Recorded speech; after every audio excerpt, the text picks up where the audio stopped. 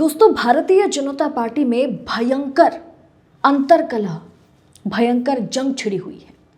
ना तो भारतीय जनता पार्टी के लिए अध्यक्ष कौन बनेंगे ये तय हो पा रहा है, और ना ही भारतीय जनता पार्टी संघ के साथ कदम से कदम मिला करके चल पा रही है। संघ और बीजेपी आला कमान के बीच लड़ाई पर चर्चा तो हम अक्सर करते हैं, लेकिन आज चर्चा करेंगे कि मोदी जी को आखिर खतरा किससे है। विपक्ष से है, मोहन भागवत से है, संघ से है, या उनके सबसे करीब माने जाने वाले अमित शाह से है। आखिर मोदी की कुर्सी पर नजर, कड़ी निगाह किसकी है? वो किसी और की नहीं बल्कि खुद अमित शाह की है। और जिस तरीके से अंबेडकर मामले में हमने देखा, अमित शाह फंसते चले जा रहे हैं या अमित शाह मोदी जी को फंसाते जा रहे हैं। क्या ये उनसे एक बड़ी गलती हुई, चूक हुई, या फिर एक सोची समझी साजिश के तहत सरकार को परेशान करने के लिए, मोदी की कुर्सी को डगमगाने के लिए अमित शाह ने इस तरह का बयान दिया? आखिर पर्दे के पीछे रहकर मोदी के साथ, विपक्ष के साथ, संघ के साथ कोई और नहीं बल्कि खुद चाणक्य अमित शाह खेल रहे हैं। प्रधानमंत्री क्या करेंगे क्या नहीं करेंगे, ये जितना ज्यादा पीएमओ ना तय करती है, उससे कई गुना ज्यादा होम मिनिस्ट्री तय करती है। यानी सत्ता की बागडोर मोदी के हाथ में नहीं बल्कि चाणक्य, या बहुत लोग नकली चाणक्य उन्हें कहते हैं, बहुत लोग उन्हें असली चाणक्य कहते हैं। दरअसल बागडोर कोई और नहीं बल्कि पर्दे के पीछे रहकर खेल अमित शाह खेल रहे हैं। और इस पर बड़ा खुलासा कि आखिर अमित शाह की प्लानिंग क्या है आगे के लिए। क्या अमित शाह अब मोदी जी के लिए वो मोदी बनेंगे जिन्होंने लाल कृष्ण आडवाणी को बाहर का रास्ता दिखाया था? इस पर विस्तारित चर्चा होगी और इस पर बड़ा खुलासा करेंगे वरिष्ठ पत्रकार अशोक वानखेड़े जी। तो बिना देर करे मैं सीधा वानखेड़े जी का रुख करती हूँ। तो वानखेड़े जी, स्वागत है आपका देशनीति के मंच पर फिर एक बार हमारे साथ जुड़ने के लिए। जी सर, भारतीय जनता पार्टी की परिस्थिति देखकर ऐसा लग रहा है, या सरकार की हालत देखकर ऐसी छवि कहीं ना कहीं सामने आ रही है कि बीजेपी या सरकार पूरी तरह से फंसती चली जा रही है, और कुछ हद तक सदन में तो अमित शाह ने साहेब को फंसा दिया। तो इस्तीफे की मांग हो रही है, और खुद जयंत चौधरी का कुछ समय पहले का बयान सामने आया जहां ये बातें हो रही है एनडीए कुनबे के भीतर कि शाह को कहीं ना कहीं माफी मांगनी पड़ेगी। बीजेपी पर कितना ज्यादा प्रेशर है या शाह पर कितना प्रेशर है? क्या इस मामले का कुछ हद तक कहीं ना कहीं बीजेपी हो, सरकार हो, कुछ करेगी? आपको लगता है अंबेडकर पर जो बयान सामने आया? देखिए, जहां तक अमित शाह जी के नेचर का सवाल है, वो तो माफी मांगने से रहे। भारतीय जनता पार्टी ने जो गलती की, अमित शाह ने जो ब्लंडर किया, वो ब्लंडर सारी दुनिया ने देखा है। अमित शाह जी का ये कहना कि मेरा बयान तोड़ मरोड़ कर पेश किया गया, वो और हास्यास्पद हो जाता है, क्योंकि राज्यसभा में जो भी उन्होंने कहा वो सदन के पटल पर है, और उन्होंने कोई ऐसा कोई टुकड़े टुकड़े में जोड़ के बयान नहीं बनाया गया।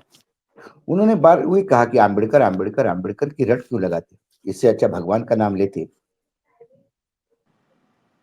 तो 7 जन्मों में स्वर्ग मिल जाता। तो सवाल उठता है कि अब आम्बेडकर जी का नाम लेने से क्या नर्क मिलेगा? सवाल उठता है कि आम्बेडकर के नाम से इतनी एलर्जी क्यों? होता क्या है अदिति जी, जो आपके मन में है, आप प्रयास करके नाटक तो कर सकते कुछ देर के लिए, लेकिन तो समय आता है कि जो दिल में है वो आपकी जबान पे आ जाता है, और वही अमित शाह जी की जबान पे आया जो उनके दिल में है। और ये उनका दोष भी नहीं है। यदि वो संघ के स्वयंसेवक है तो उनको बचपन से ही, मतलब जब से इस शाखा में गए होंगे तब से यही सिखाते आए कि संविधान गलत है, और आम्बेडकर साहब उससे ज्यादा गलत है। तो मतलब 2024 चुनाव में विपक्ष ने जो नैरेटिव बिल्ड किया था कि कहीं ना कहीं सरकार अगर बीजेपी की बनती है तो संविधान को खत्म कर दिया जाएगा, और बाद में बीजेपी ने कहा था कि ये तो बस गलत नैरेटिव बनाया अदिति जी, गया था फिर हमारे खिलाफ। ये गलत नैरेटिव ही गलत है कि हम ये कहें कि विपक्ष ने नैरेटिव सेट किया था। एक विपक्ष को लूज बॉल दिया था बीजेपी ने। प्रधानमंत्री कार्यालय के प्रधानमंत्री के आर्थिक सलाहकार समिति के अध्यक्ष पूरा अंग्रेजी अखबार में एक पूरा 8 कॉलम के पन्ने का आर्टिकल लिखते हैं और वो बताते हैं कि ये संविधान कैसा अब नाकारा हो गया है और नया संविधान लिखने की जरूरत है। It's not a question of amendment, we have to go back to the drawing board again. ये शब्द थे उनके। उन्होंने इस संविधान को ब्रिटिश ब्रिटिश कॉलोनियल के कानून बताए थे। उसके बाद हेगड़े साहब ने कर्नाटक में कहा कि 370 दे दीजिए, हम संविधान बदल के दिखाएंगे। उसके बाद अयोध्या के उनके उम्मीदवार ने कहा कि आप 370 दे दीजिए, हम संविधान बदलेंगे। मेरठ से चुन के आए सांसद अरुण गोविल ने कहा कि आप 370 दे दीजिए, हम संविधान बदलेंगे। ये लगातार संविधान बदलने की बात भाजपा के नेता करते आ रहे हैं और चुनाव में जब ये संविधान बदलने की बात इन्होंने खुल के कही, तब जाके विपक्ष ने जनता को आगाह किया कि ये संविधान बदलने जा रहे हैं, सोच समझ के वोट देना। संविधान बदलेगा तो क्या होगा, उसकी जगह मनुस्मृति आएगी। अब लोग कहेंगे मनुस्मृति कहां से उठा के लाए बीच में। मनुस्मृति ये संघ का सपना है। जब संविधान सभा बनी और संविधान का ड्राफ्ट बनाने के कमेटी का चेयरमैन अंबेडकर जी को बनाया गया, सबसे प्रखर विरोध किसका था? संविधान जब बन रहा था तब से सबसे ज्यादा प्रखर विरोध किसका था? हिंदू महासभा का, राष्ट्रीय स्वयंसेवक संघ का। क्या हिंदू कोड बिल जिसकी वजह से बाबा साहेब आम्बेडकर ने इस्तीफा दिया कैबिनेट से, ये हिंदू कोड बिल वो नहीं ला पाए। उस हिंदू कोड बिल के खिलाफ लगातार पार्लियामेंट पे हमले, पार्लियामेंट को घेराव किसने किया? संघ ने किया। तब संघ के पास कोई राजनीतिक आउटफिट नहीं था, जनसंघ बाद में बना और फिर बाद में वो भारतीय जनता पार्टी बना। तो संघ का आंदोलन हमेशा आम्बेडकर जी के खिलाफ रहा। आम्बेडकर जी ने जो इस्तीफा दिया था, उसके बाद जो पत्र लिखा नेहरू जी ने, उस पत्र में नेहरू जी कोट करते हैं, वो कहते हैं कि आपने कई बार मुझे आके बोला कि आपकी तबीयत ठीक नहीं है, आपका स्वास्थ्य ठीक नहीं रहता। वो सब अपनी जगह पे है, लेकिन ये हिंदू कोड बिल लाने के लिए आपकी मुझे नितांत जरूरत है। मैं लज्जित हूं इस बात के लिए कि मैं ये हिंदू कोड बिल नहीं पास करवा पा रहा हूं सदन में। कौन थे ऐसे मनुवादी जो महिलाओं को अधिकार नहीं देना चाहते थे, जो पिछड़ों को अधिकार नहीं देना चाहते थे? फिर आखिर जब 1952 का चुनाव हुआ और चुनाव में कांग्रेस पूरी ताकत के साथ आई और ये जो हिंदू कोड बिल और संविधान का विरोध करने वाले हाशिए पे चले गए, तब जाके जवाहरलाल नेहरू जी ने बाकायदा 4 फॉर्मेट में वो पास करवाया। ये सारा इतिहास है। मात्र राहुल कांग्रेस ने आम्बेडकर जी का अपमान करा, ये चिल्लाने से नहीं होगा अपमान। अपमान तो पद पद पे आप कर रहे हैं। आपके लिए आम्बेडकर जी, आपके लिए राम हो, आपके लिए मतलब भगवान राम हो, आपके लिए महापुरुष आम्बेडकर हो, महापुरुष महात्मा गांधी हो, आपके लिए तिलक हो, आपके लिए सरदार पटेल हो, आपके लिए सुभाष चंद्र बोस जी हो। ये तमाम जो इस देश के महापुरुष है, जो एक आइडल माने जाते हैं इस देश के युवाओं के लिए, वो आप सबके लिए एटीएम है। यदि आपको लगता है कि बटेंगे तो कटेंगे, ये नारे देते हैं ना, अभी आपको लगता है कि सारा हिंदू समाज एक छत्र के नीचे आना चाहिए, तो बिल्कुल आ जाना चाहिए।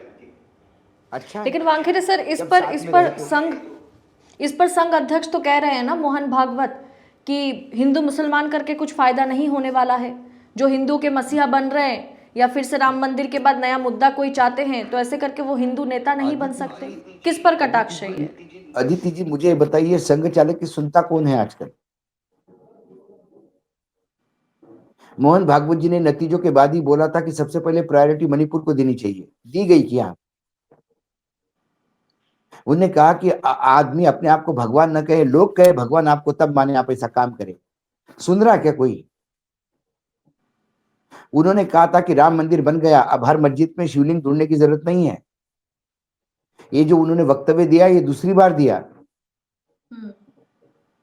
क्यों दूसरी बार ये वक्तव्य देना पड़ रहा है? विश्व गुरु बनने के लिए विश्व में पैसा भी है, विश्व में टेक्नोलॉजी भी है, फिर भी अशांति है। सारा विश्व भारत की तरफ देख रहा है। हम अपने आध्यात्म के बल पे एक विश्व गुरु का मॉडल पहले हमें भारत में पैदा करना होगा, तब जाके हम विश्व को विश्व गुरु बनाएंगे, विश्व के विश्व गुरु बनेंगे। और वो मॉडल कैसा होगा? जहां जात पात धर्म सब अलग अलग होते हुए भी एक होंगे, एक दूसरे की इज्जत करेंगे। लेकिन जब कुछ वीडियोज उनके वक्तव्य के वायरल हुए, तो उसके पीछे अंध भक्तों की कमेंट आप पढ़ोगे तो रोंगटे खड़े हो जाएंगे। उन्होंने कहा कि भागवत जी, अब आप संघ की कुर्सी छोड़ दो, पलायनवादियों के लिए जगह नहीं अभी, यह हमारा था और हम लेके रहेंगे। क्या संघ ने कोई भस्मासुर पैदा किए हैं जो संघ के हाथ से बागडोर चली गई? संघ ने यह तक कह दिया कि राम मंदिर बनाने के नाम पे कुछ लोग अपने आप को हिंदुओं के नेता स्थापित करना चाहते हैं, वो गलत है। राम मंदिर एक बहुत पुराना संघर्ष था, अस्मिता की लड़ाई थी, आस्था की लड़ाई थी, हो गया, राम मंदिर बन गया, बन रहा है, खत्म, छोड़ दीजिए उस बात को। कौन नेता बनना चाहता है? कौन हिंदुत्व को नेतृत्व देना चाहता है? कौन है? बट नेचुरल मोदी जी है, अमित शाह जी है, योगी है। क्यों है इन सबसे आहत? संघ क्यों है इन सबसे आहत? या तो उसमें दो बातें हो सकती है, या तो संघ डबल स्टैंडर्ड की बात करता है, पब्लिकली बोलता है कि मस्जिद में शिवलिंग मत ढूंढो, और प्राइवेटली बैठता है कि लगातार बिजी रहो, हर मस्जिद में ढूंढो। क्योंकि ये ढूंढने वाले लोग कौन है? यही विश्व हिंदू परिषद के, यही बजरंग दल के, यही बीजेपी के है तो वही आउटफिट ना, वही वर्टिकल से संघ संघ के। तो क्या संघ को अपने लोगों पे कंट्रोल नहीं है? सवाल ये है। लेकिन वानखेड़े सर, सवाल यह भी है ना कि कितने महीने हो चला है, अभी तक भाजपा अध्यक्ष कौन बनेंगे इस पर मंथन जारी है। क्या वजह यही है कि संघ और बीजेपी में पट नहीं रही? बिल्कुल नहीं, संघ और बीजेपी का संवादहीनता काफी बढ़ गई थी, और ये संवादहीनता इतनी बढ़ गई थी कि लोकसभा में जेपी नड्डा को यह तक कहना पड़ा कि संघ की जरूरत ही नहीं हमको। फिर जब बैसाखियों पे सरकार आई, हाशिए पे आ गए, भाजपा 180 पे आ गई, मशीनों की वजह से 240 तक पहुंच गई, तब संघ के चरणों में शरणम गच्छामि हो गए। संघ को भी लगा अभी सुधर जाएंगे, फिर हरियाणा हो गया, महाराष्ट्र हो गया, फिर संघ की स्थिति वैसी ही है जैसी पहली थी। Who cares? संघ के लिए ये अपने अस्तित्व का प्रश्न है। यदि अगला प्रेसिडेंट, उपाध्यक्ष या पार्टी का अध्यक्ष अगला यदि गुजराती लॉबी ने ही तय करके दे दिया, तो अदिति जी लिख लीजिए, 2029 में भाजपा 500 पार होगी मशीनों के भरोसे, और उन 500 में 400 से ज्यादा सांसद वो होंगे जिनका इनसे कोई लेना देना नहीं, संघ से। फिर वो 400 लोग तय करेंगे, प्रधानमंत्री अमित शाह होंगे। फिर जब अमित शाह प्रधानमंत्री बनेंगे तो फिर संघ की क्या जरूरत? संघ को रिसीवर बिठा देंगे, या कोई नई संघ चालक अपने हिसाब से दे देंगे कि जो हमारे हिसाब से चलेगा। जैसे हर राज्य के मुख्यमंत्री अमित शाह के रबर स्टैंप है, वैसे वो चलेंगे। लेकिन बीजेपी सबसे बड़ी पार्टी होने का दावा ठोकती है, और उसके बाद भी इतने महीने हो चला है, अभी तक प्रेसिडेंट के बिना फिर पार्टी चल कैसे रही है? नहीं नहीं, जरूरत भी क्या थी? प्रेसिडेंट जब थे तब भी कौन पार्टी चलाता था? अमित शाह गृह मंत्री है, संगठन में अमित शाह क्या है? बताइए मुझे, क्या पोजीशन पे है संगठन में अमित शाह? केंद्रीय मंत्रिमंडल में नंबर 2 पोजीशन पे है, गृह मंत्री है, सहकारिता मंत्रालय उनके पास है। संगठन में वो क्या है? लेकिन कभी आपने देखा कि महाराष्ट्र में मंत्रिमंडल को लेके चिक-चिक हो रही है और जेपी नड्डा के पास लोग जाके गुहार लगा रहे हैं ना? सारे अमित शाह जी को मिलके बात करके हल निकालने का प्रयास करते हैं। तो अमित शाह संगठन में कौन है? अमित शाह संगठन में सर्वे सर्वा है और जेपी नड्डा एक रबर स्टैम्प जैसे। तो रबर स्टैम्प रहे क्या ना रहे क्या फर्क पड़ता है मुझे बताइए? लेकिन फिलहाल जो संघ की स्थिति है, संघ की बात मान करके भारतीय जनता पार्टी या आला कमान जो है वो प्रेसिडेंट तय तो नहीं करने वाले हैं। ये महाराष्ट्र तो समय चुनाव में बताएगा। मैंने इतना तो तय कर ये दिया। तो समय बताएगा। ये समय बताएगा क्या संघ, हालांकि संघ ने टाइट करके रखा है इसलिए अभी तक अध्यक्ष पद पे उम्मीदवार नहीं आ रहा है। आने वाला समय बताएगा कि क्या संघ की सुनी जाती है या संघ के हेड ऑन लिया जाता है। यदि क्या फिर वांकड़े पार्टी जी ने कोई हेड ऑन, खबर है नागपुर से कि कौन बन सकता है या किसकी बात चल रही है, देखिए किन पर चर्चाएं मंथन जारी बहुत है? है, चर्चाएं बहुत है। नागपुर का बस चले तो संजय जोशी को बना दे, नागपुर का बस चले तो वसुंधरा राजे को बना दे। वसुंधरा राजे की मोहन भागवत जी से मुलाकातें भी हुई, प्रधानमंत्री से भी लगातार मुलाकातें हुई, कल परसों भी एक मुलाकात हुई जो खबर आई।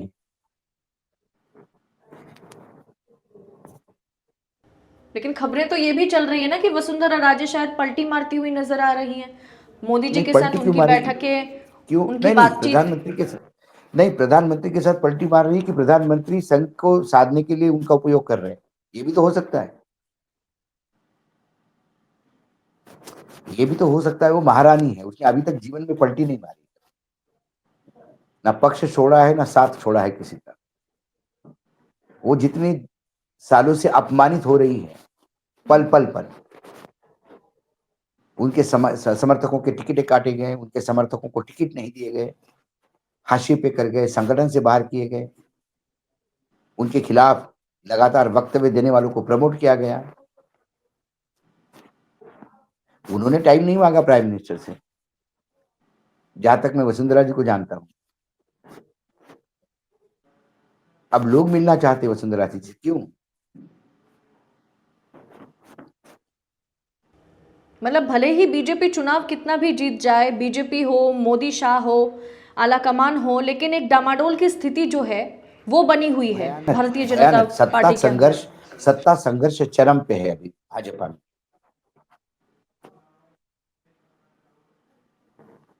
सत्ता संघर्ष भाजपा का अपना अंदरूनी बहुत चरम पे है। अभी सत्ता और संगठन दोनों की बागडोर अमित जी के हाथ में।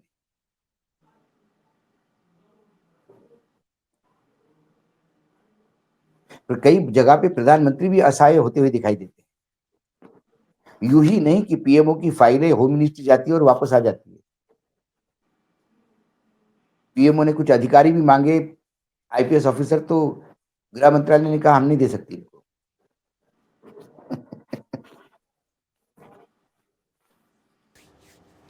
यानी खतरा कहीं ना कहीं अमित शाह से है अब मोदी को।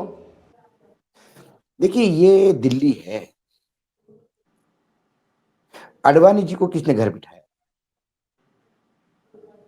बेटे समान मोदी ने। क्या करे, दिल्ली की कुंडली ही ऐसी है। मुगल दरबार का संघर्ष देखिए आप, बिल्कुल। बेटा और पिता में ही हुआ हमेशा संघर्ष। जो स्थिति कल अडवाणी जी की थी आज, एक जमाने में अडवाणी जी जो थे वो आज मोदी है। जो स्थिति बाद में मोदी जी की अडवाणी जी की हुई वो मोदी जी की हो सकती है। यानी कुर्सी हथियाने राजनीति के लिए में या हर कुर्सी के मोदी, लिए हर कोई जद्दोजहद राजनीति में लगे हुए में हैं। राजनीति में दिल्ली के तख्त के लिए हर अडवाणी जी के लिए एक मोदी होगा।